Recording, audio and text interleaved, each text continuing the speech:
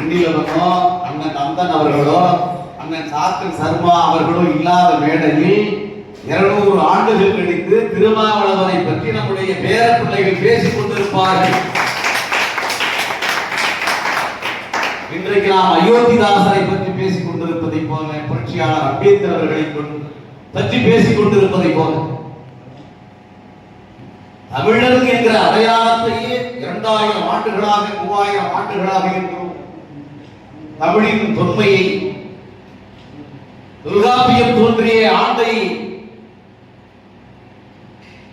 இல்லை சிற்றிலக்கியங்கள் தோன்றிய ஆண்டுகளை, காப்பியங்கள் தோன்றிய ஆண்டுகளை, இவைகளை எல்லாம் வைத்து கணித்து பார்க்கிற போது நாம் ஒரு மிக பெரும் தொன்மை வாய்ந்தவர்களாக இருக்கிறோம். பெரிய பாரம்பரியத்துக்கு சொந்தக்காரர்களாக இருக்கிறோம். இந்த மண்ணை மொழியை ஆண்டவர்களாக இருக்கிறோம். ஒரு அறக்கருத்துக்களை இந்த மண்ணிற்கு விதைத்த பாரம்பரியம் உள்ளவர்களாக இருக்கிறோம்.